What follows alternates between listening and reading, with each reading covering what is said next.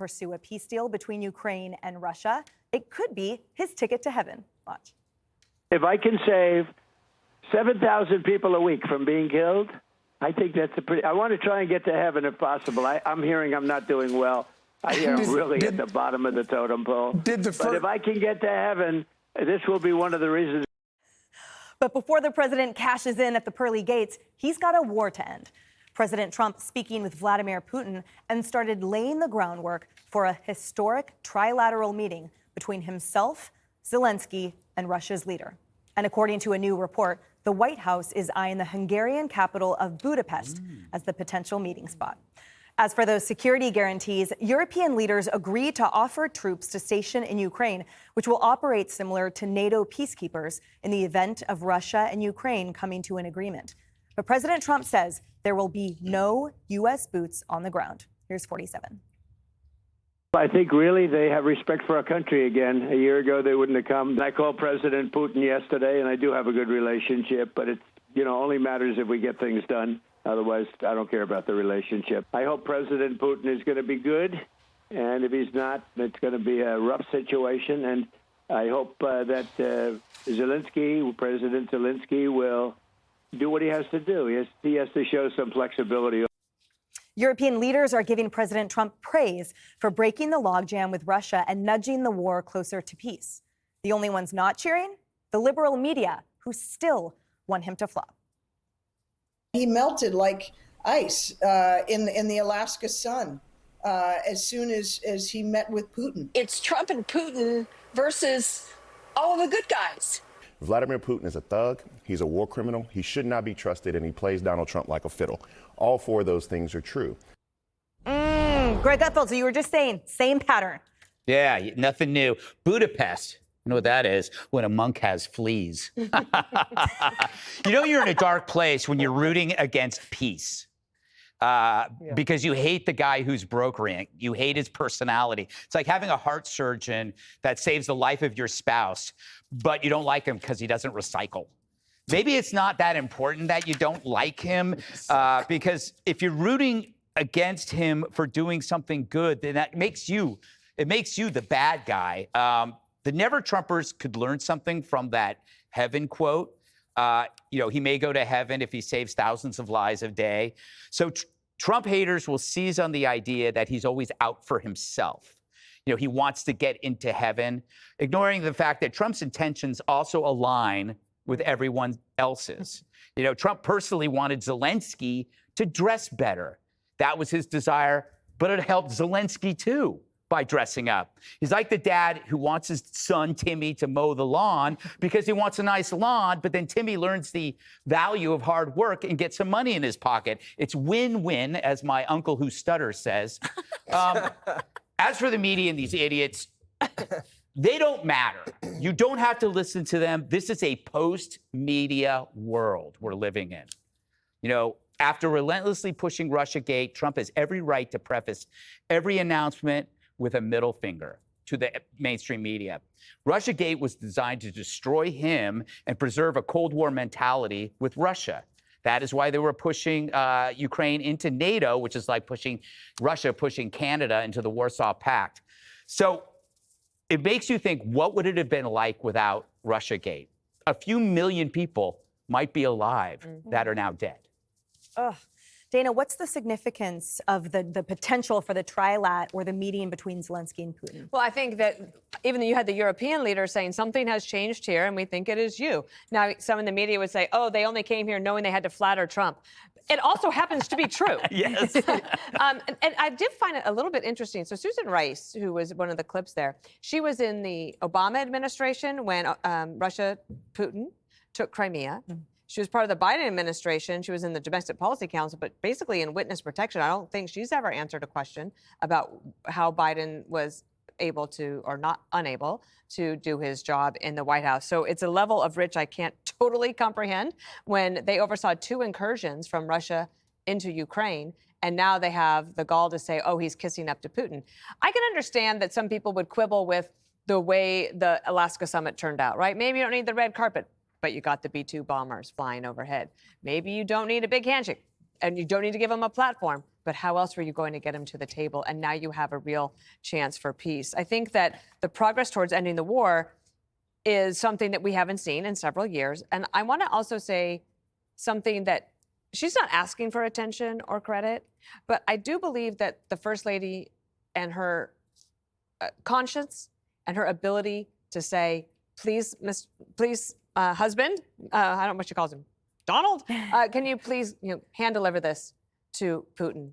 And it was a poignant letter. And I think both of them are very mission focused. Okay, so the mission is help try to end the war and do what we have to do, and also maybe take a hit because you're giving Putin a platform. But if you don't give Putin the platform, he's not going to come to the table. So now you do have a real possibility for peace. It might not work, but we had no sort of movement like this. President Biden constantly said, as long as it takes. He didn't say whatever it takes.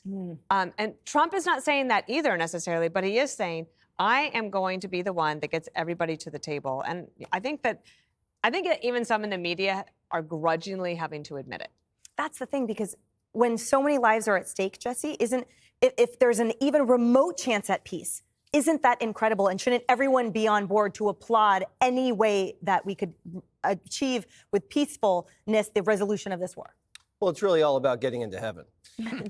And I think he's kidding, but he's also partially serious. And that's why we love him, because he has this childlike spirit, this Sunday school of thought that if you just do good things, there's a chance. And it's like the guy likes cheeseburgers and candy and nicknames. And that's kind of why we relate to him, because he's so relatable and revels in these childlike moments. But we can all understand wanting to do good, so we walk into those pearly gates. Now, I think he knows he's been a bad boy. And I think we all know he's been a bad boy. He's not the baddest boy. He's not Diddy. But he's done some things. And he knows the things. And we don't even know all the things he's done. But he knows.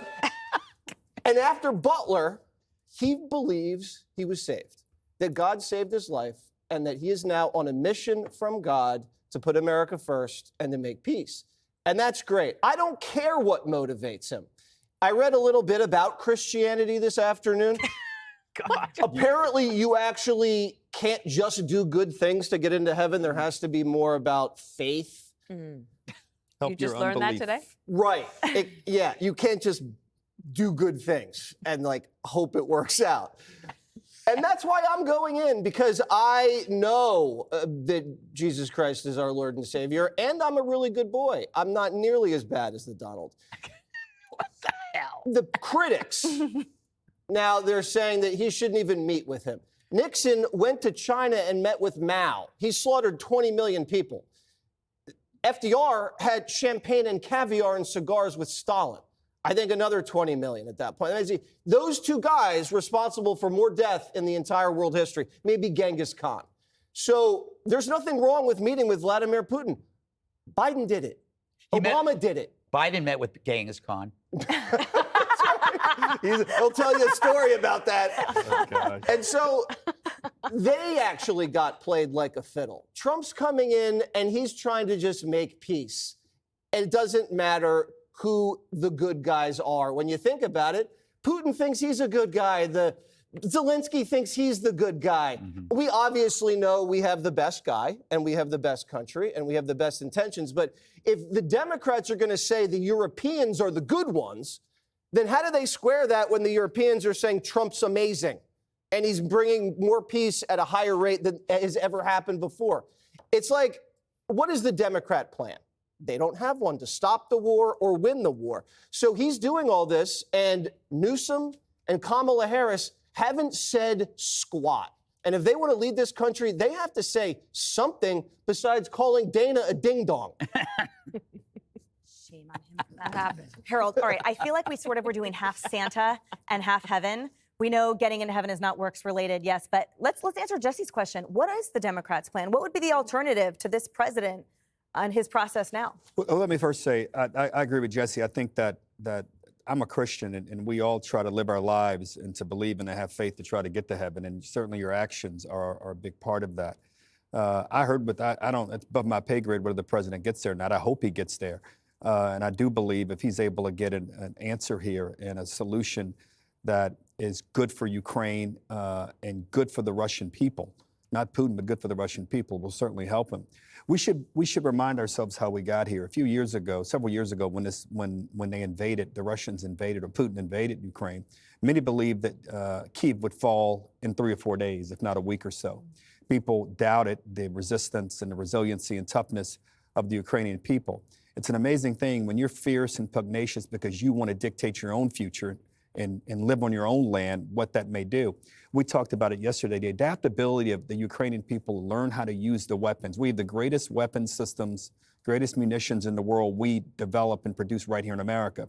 And we've sent them to them for many years. And they have used them against the military that many people believe might be the second strongest military or third strongest military in the world, maybe behind China, if not in front of China, but certainly behind us.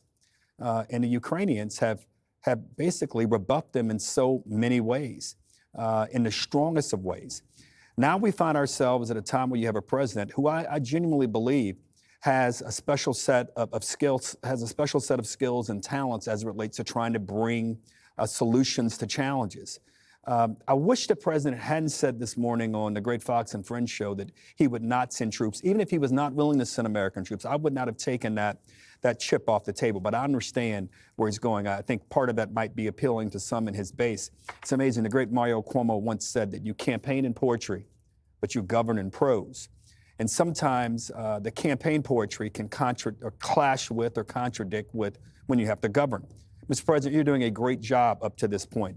Don't hold into account what the Democrats are saying. I will say that Michael Mafal, the former Russian ambassador, U.S.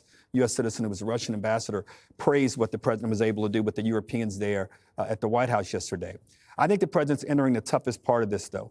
He has to decide if sanctions should be restored and if we should continue to give them weapons, including offensive weapons, to go against the Russians.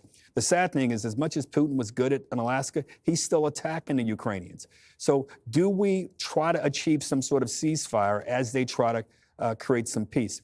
I'm not going to second guess the president at the moment. I remain optimistic that as I hear him talk and even hear the European leaders talk, Team Europe, I thought the most formidable thing was to see them in the White House yesterday together, speaking as one. If they can continue to do that, I think we can get an end to this thing. And the president may be well on his way to those when he wants to, when the Lord decides it's his time to the pearly gates. It's pearly gates. All right, guys, up next, Democrats think they can copy MAGA and that voters will suddenly... Click here to subscribe to the Fox News YouTube page to catch our hottest interviews and most compelling analysis. You won't get it anywhere else.